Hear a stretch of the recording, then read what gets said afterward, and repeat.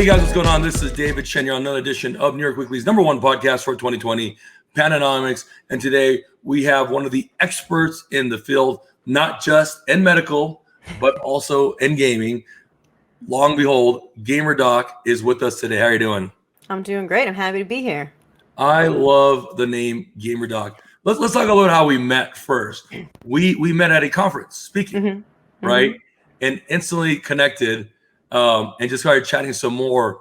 But I loved all the things you were saying about the medical potential injuries and things that can happen to these young streamers and gamers at a very young age.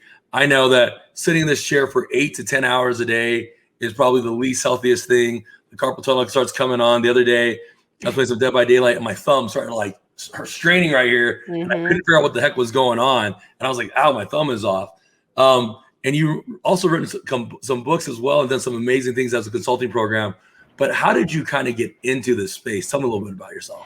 So I always knew I wanted to be a medical doctor my whole life just because I'm just so stubborn that once I decided to do that, that's what was going to happen. And so, you're thinking about what you want to do for gaming. You're thinking about the field. Do I want to do pediatrics? Do I want to do surgery? Do I want to da-da-da-da? I'm thinking, what are the things that I love? And this is all going on the same time that I am just destroying people in Call of Duty and playing Modern Warfare till like 2 a.m. every morning, getting up at 7, going to med school.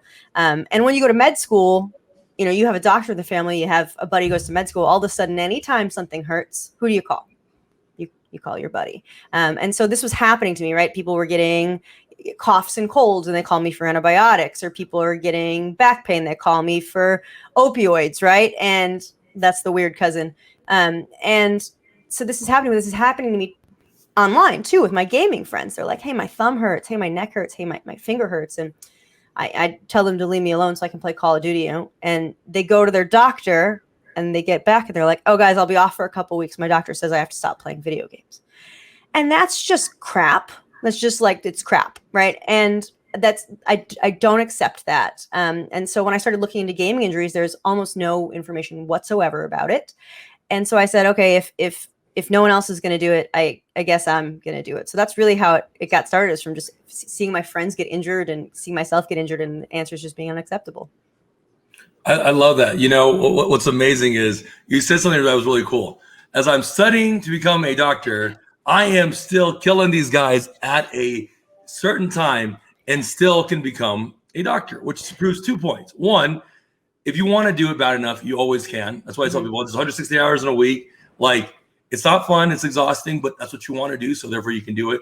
And you have actually single-handedly proven that, right? So all of a sudden people are giving you a call, telling their back hurts and their thumbs hurts, and you're just wrecking in Call of Duty. When did the button start coming on? I think it started coming on when I started really learning more about the gaming injuries. And so I'd go to my buddies who were gamers, and I'd be like, can I just check you for something really quick? And, I'd pull their wrist and they'd be like, everyone had these undiagnosed issues. And then you start to ask more questions like, hey, do you ever wake up with your hands feeling cold? Yeah. Hey, does your pinky finger ever go numb when you're gaming? Yeah. These things that are early warning signs that I see in my 50 and 60-year-old patients, and when I used to do traditional medicine, are occurring in 20-year-old kids. Yet no one is paying attention to this. No one cares about this. And the thing is that they're so preventable, but you have to know you can get injured, and they don't. When you hear, esports and esports athletes, right? In the traditional world that we're in, when it comes to athletes, we're thinking basketball, football, we're thinking, hypertension, we're thinking about strains, injuries that exist. The people that tell you that esports is not, a sport, what do you say to that? Well, I don't talk to those people, but that's a good question. I like this guy. That's a good question. So, anytime, in some games, people are doing 400, 600, 7 actions per minute. They're using their hands. They're using the small muscles of their hand and wrist to repetitively do finite motions over and over and over again. They're relying on things like hand-eye coordination and reaction time. There's this really cool study in baseball pitchers that shows as baseball pitchers fatigue, right, as they throw their 70th pitch, they start to rely less on their hands and arms and relying more on their core strength and leg strength. And we see that in gamers, right? The longer you play, the more you move, that you're moving your mouse around for long hours, you start to rely more on core and leg strength. So you're engaging your entire body to play competitively for money. I don't know what else that is besides athletics. I don't. I love that. When you talk about some of the injuries that are preventable, right? Like right now I'm on your awesome site, which is gamer.net. You're talking about the science due for gaming. You're talking about the gaps of training that may really holding back performance. What are the common injuries that you see? How can you prevent them? And how do you make people better by making them understand that? So in, traditional sports, I love football. I live in DC. You saw Alex Smith 2 years ago get sacked by a Texan and his leg bends sideways, right? And he broke his leg. We know he broke his leg in football because we saw it happen. We saw it on ESPN for like months after. In gaming, what happens is you're using the small muscles of your hands and wrists over and over again in ways that they weren't intended to be used. So they start to adapt to that new strain pattern. They start to get little micro tears, but then they heal. They said microtear, heal, microtear, heal. And so 10 years later, right, you're playing video games for 10 years, you're 20 years old, your tendon looks fundamentally different than someone else's tendon who doesn't play video games. But is that going to cause an injury? Not at that time. At that time, it's called a tendinopathy. But then, you signed to Evil Geniuses, and all of a sudden you have 50,000 more Twitter followers. So what's the first thing you do? You go to the gym, start working out, right? You're an influencer now, so you want to look good. So you go to the gym and you start doing push presses, you start doing bench presses, you're doing overhead stuff, you're doing pull-ups, and you do a push press. You're trying to PR, and all of a sudden you feel a pop in the back of your wrist, right? You tear your extensor muscles, you tear your wrist muscle.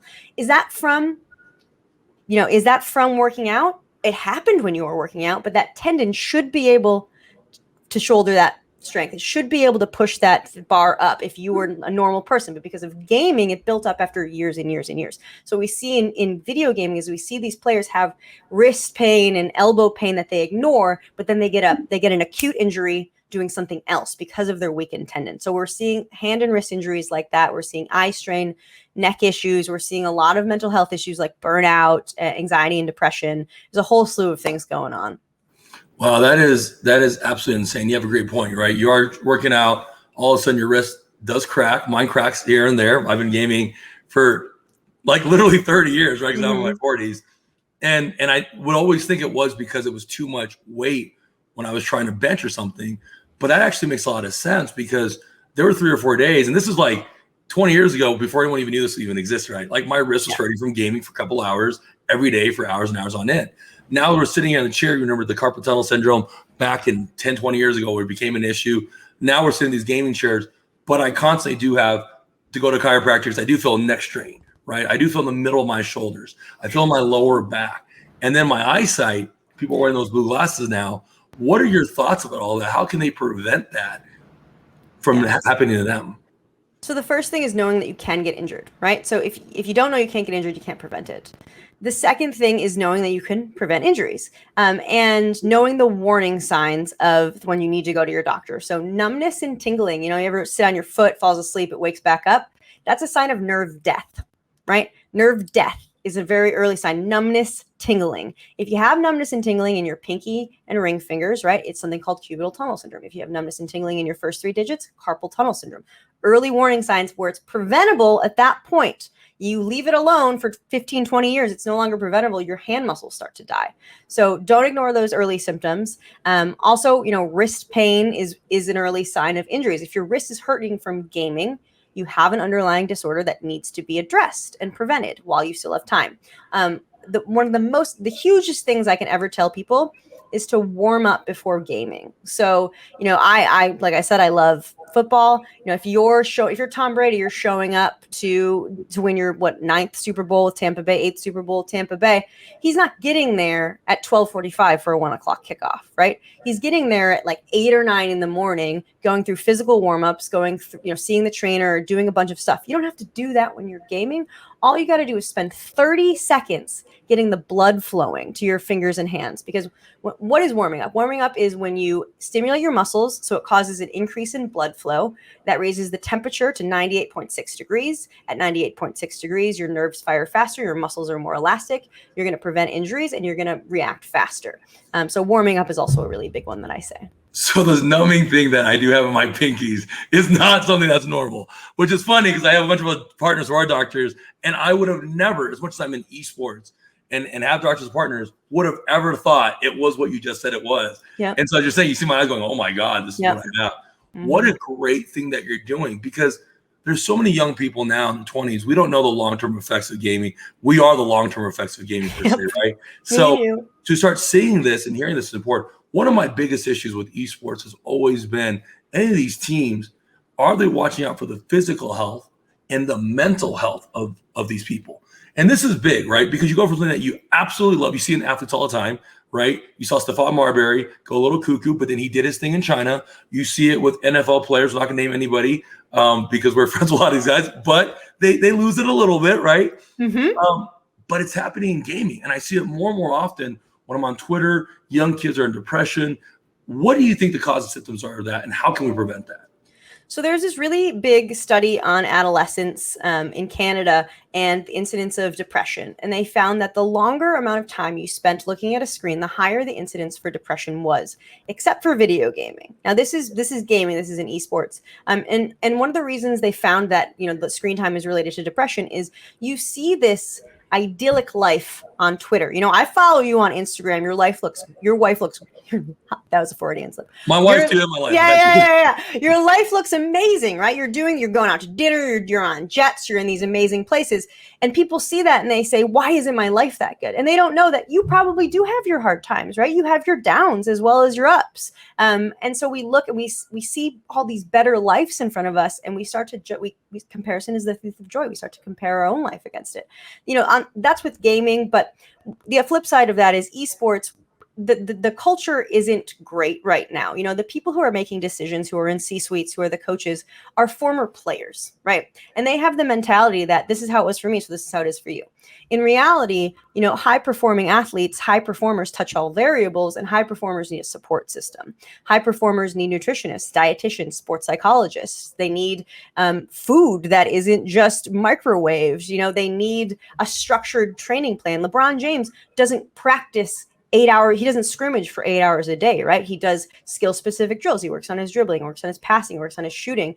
He does video review. He goes and sees his trainer. He does strength and conditioning. If LeBron James had to play basketball, scrimmage 8 to 12 hours a day for 5 days a week, he would also get burnt out. He would also have mental health issues, right? It's the training schedules, it's the lack of support, and it's the pressure that we put on these kids because, in traditional sports, there's a path to pro, right? You start playing soccer when you're 6 or 7 years old, you get the oversized colored t-shirt, and then you make your way up through the ranks. And as you do that, you learn how to work with a coach, you learn how to use the support systems around you. You start to deal with fans, you start to deal with, people who don't like you if you're in college, and then you get to pro and you know how to use all these resources. In esports, it goes from practicing by yourself, going to LAN tournaments, to overnight sensation. And that's a lot to take in for a young kid with no support, whose esports organization has no idea how to, treat them.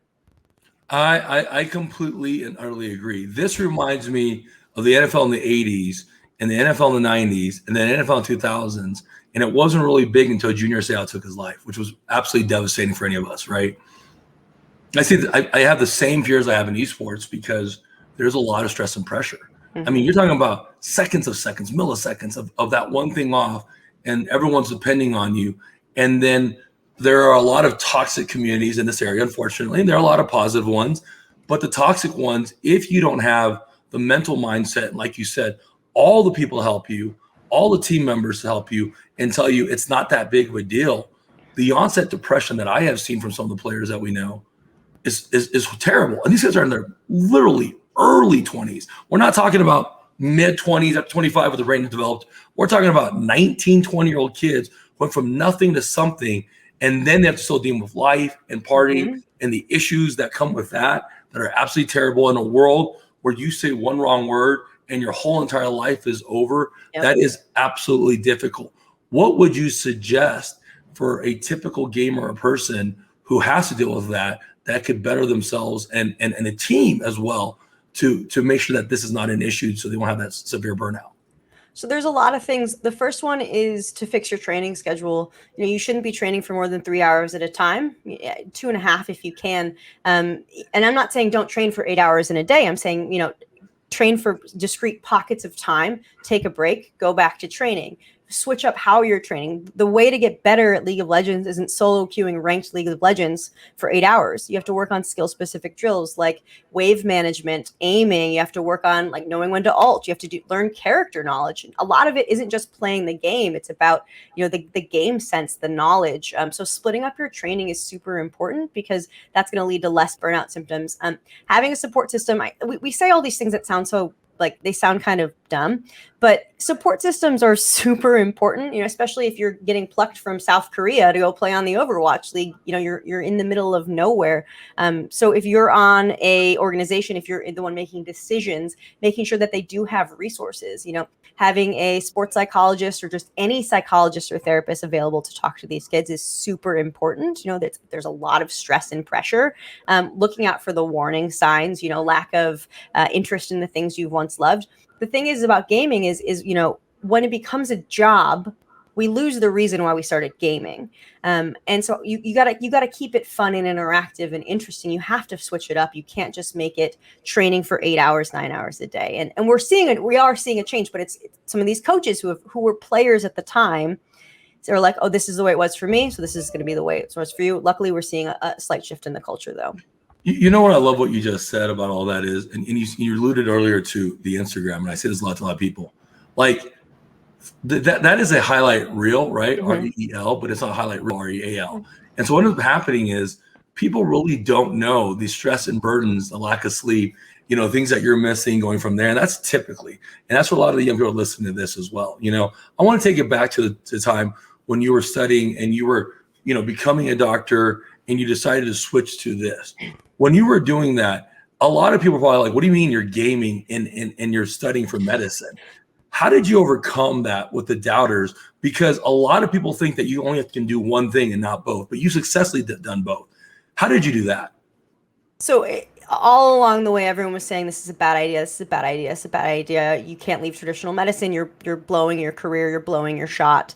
And I always ignored them because since I was a little bit younger, someone really influential told me, you can't let people bring you up because then they're going to bring you down. When I have an achievement or success and people hype me up, I don't let them hype me up. All of what I feel and the success that I feel comes from inside, because if people can hype you up, if they're saying the bad things about you, then they're also going to bring you down. And my wife hates that because she's like getting so excited. She's like, let's throw a party. Let's throw a party. And I'm like, no, I'm good. Like, let's just have dinner. Just, so not allowing people to influence your opinion of yourself is super important. And I actually spent like 3 months on the Appalachian Trail before I went into esports medicine, just by myself, like sitting in the quiet with no electronics by myself on this path of self-discovery. And I recommend, you can't spend 3 months, just spending some time alone with yourself, with your thoughts, no distractions, because self-discovery is an ongoing process and it leads to success everywhere in life.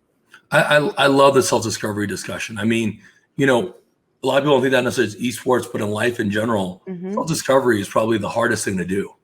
It is the most painful thing to do. It is the most, you go through parts of your life that if you're really not trying to deny it, you have to heal and you have to understand and you have to forgive, not just the people, but yourself. And the forgiveness of yourself, to me, is the hardest thing to do because we tend to, especially high performers, I think, tend to beat themselves up so much because we feel that we should be at a certain spot. But the reality is, the favorite quote I ever heard is, you don't dictate karma's time. Karma dictates your time. In other words, you don't do always good and all the great things and great things are going to happen because you think that's a time scale. It's when karma thinks it's time. So if you believe in karma, but which I do. So that's my personal belief. But it really is enlightening that you're doing that. And I think for a lot of people who are trying to do anything in their life, whether it's medicine or esports, when it doesn't become fun and it becomes such a pain in the butt, then that is such an amazing thing to hear that you have done. And that is such an amazing journey. And coming out of that, can you share some of the highlights of things that you came out of that after 3 months that were maybe that you can't share openly that you want to share with people that really kind of improved your life after you realized it? I think we spend so much time thinking about what other people think of us. You know, we spend so much time saying, "Oh, I'm not going to do this because they're going to think I'm weird. I'm not going to do this because they think I'm a nerd." I didn't go on social media before I formed GamerDoc because I didn't want people like to post a picture of myself and people were like, "Oh, she must think so highly if she's taking a picture of herself." Who cares?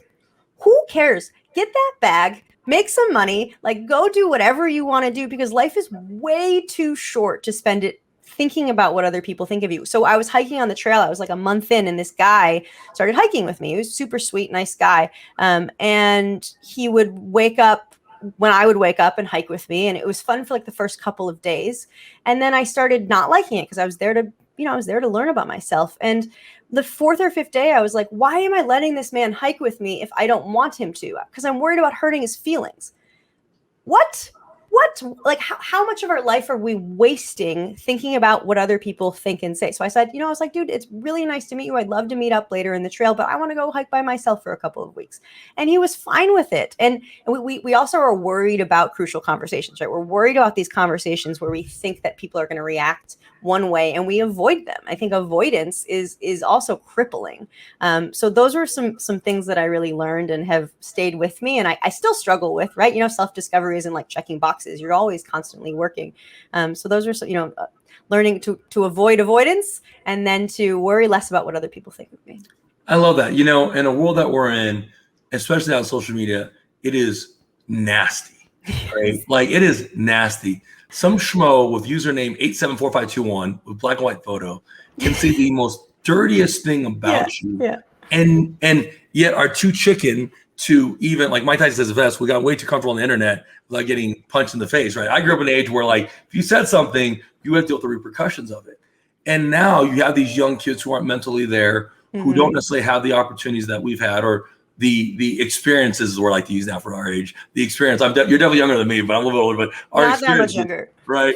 And in our experiences, we've kind of realized that these are things that have happened. And I'm guilty of it. And I'll tell you where I'm guilty of it.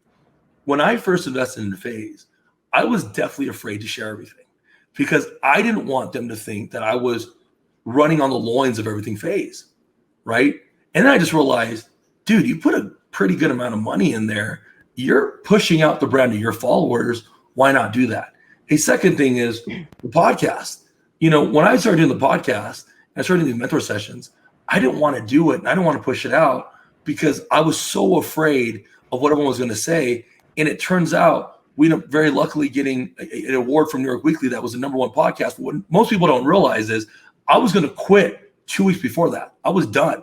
I was done with the podcast because I didn't feel like I really had a reason to do so, even though I've done all these cool things in life, blessed things. And that just tells everyone, whether you're the Gamer Doc or David Chin Panda, it is regardless, we all feel the same way. Mm-hmm. So that just means just go out and do it. Like you said, the F cares what they think because they're not paying their opinions don't pay your bills, right? So I love that you're thinking about that. I'm looking on your site and tell me a little bit about your site because it's a really interesting thing and it really does make sense everything you're saying. Dave, are you calling out the fact that I built my own website? There's all these things, right? When you're a startup or when you're a new business person, you wear all these hats. And I recently redid my website, but I haven't I need to pay for someone to do my website. But right now I'm kind of in this flux position between, I used to treat esports athletes one-on-one, but then my schedule filled up. Everything became way too busy. And I was only treating one patient an hour, right? So now what I'm doing is I'm working with esports organizations. I'm working with gaming peripheral companies. I'm sitting on advisory boards and helping impact things at the C-suite level. Because if I gave a seminar to Evil Geniuses to some of their coaches the other last month, and if you talk to all their coaches, they then take all that information down to their teams. So that's really what I'm moving in the direction of. I really think the future of esports is having one or two trained medical professionals on every major esports organization. We're seeing it a lot now. We see it with Misfits GG, with Dr. Carolyn Rubenstein. We see it with Immortals. We see it with CLG. It is going to be the future of esports. whether we like it or not. And so I'm thinking about putting myself out there to be like the head of performance or chief wellness officer at an esports organization. I really think that I would love to take everything that I know and apply it to one team and prove ROI and say, hey, you listen to the things, take it like Gatorade and be like, oh, the Florida University of Florida won the Citrus Bowl after Gatorade was invented for them. Right? Like proving ROI and saying this stuff works. Because if we prove ROI, we prove that the investment you make in hiring someone full-time is exponentially less than how much it takes you to train, retrain, rehire a player for a spot. So Woozy retired from League of Legends. He was an ADC, amazing ADC at 23 years old because of back pain, right? Think about how good he would have been. Think about if Tom Brady retired when he was 23. How many Tom Brady's of esports are we missing because they retired because of wrist pain or burnout, right? And so that's really what I'm trying to do. I love that. I think it's such an amazing thing, and it's such a mindful thing. It's such an abundant thing to help a lot of people. You have an amazing book that's the Handbook of Esports Medicine, right? Clinical aspects of competitive video gaming. Tell me a little about that. That you wrote that with some of the editors in your group. So we, Dr. Kate McGee, Dr. Melina Moore, and I, we're in the, Dr. McGee is a physical therapist and Dr. Moore is a medical doctor like myself. And one of the things is, even if I'm shouting it from the rooftop and every single esports player and organization out there says, okay, you're right, we do need to go see a doctor. Unless we get the doctors educated, it's not going to matter, right? Because you go to the doctor with wrist and hand pain, you say, okay, how'd you hurt your wrist? You say, oh, I was bench pressing. That's it. That's the end. You get your prescription and you get your physical therapy for weightlifting and you move on. Doctors need to start asking about gaming habits. Doctors need to start having that on their intake forms, and they need to know how to treat these patients. And in the medical community, you'd have to have textbooks, you have to have handbooks, you have to have peer-reviewed literature. And so there wasn't anything like that out there. So it took around 3 years, but we took all of the data that's out there on esports and similar populations, and we put it in a book. And now we can, say to the medical community, here's what you need to know to treat video gamers, and here's why. Because whether you're a pediatrician, a primary care doctor, a surgeon, a hand surgeon, orthopedic doctor, you're going to encounter a video gamer, and you need to know how to treat them if you want to be a good doctor. So that's what the book's about. I love that. I think it's amazing that you have that. And your website is gamerdoc.net, and your book is Handbooks of Esports Medicine. I got another question I want to ask, which is really great. Ford Model launches an esports division, right? And I remember getting this from mutual friend of mine, Justin Jacobs, and I was reading it through and had you, Clips, Overt Flow, all the people that I think are amazing human beings. Tell me how you got into the four models of esports, because this is really interesting to show the diversity of where esports is headed.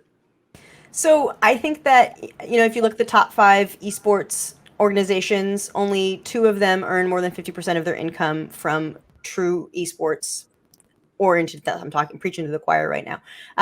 A lot of esports isn't just about the act of playing video games. It's about the culture. It's about content creation. It's about merch. It's about all these other things, partnerships. And I realized that if I wanted to be a true name in esports and I wanted to get my message out there, I needed to align myself with more of the influencer type brand, because it doesn't matter what you're saying if no one's listening. It doesn't matter what I'm saying if I have 50 Twitter followers, right? I need to get an audience. I need to get people to listen to what I'm saying. And I am not a marketing expert. I'm not a content creation expert. I'm a medical doctor. And so I needed someone who was going to be able to give me a marketing direction and a content direction. And Justin was that guy. He is incredible and thoughtful and type A like me, and he's been able to provide me with that direction. And so when I specifically sought him out because of what he has done and what I believe he is capable of, and I'm incredibly happy. And I think we're really completing our goals or on the path to completion. So it's been great. I love how self-aware you are of your strengths and your abilities. I find that so amazing. I love the humility. I think that's the one thing that all our guests have, is these are phenomenal human beings, whether it's you or camera director Domi Shi or Meltzer or Erlacher or Roenick, whoever it is that's been on the show.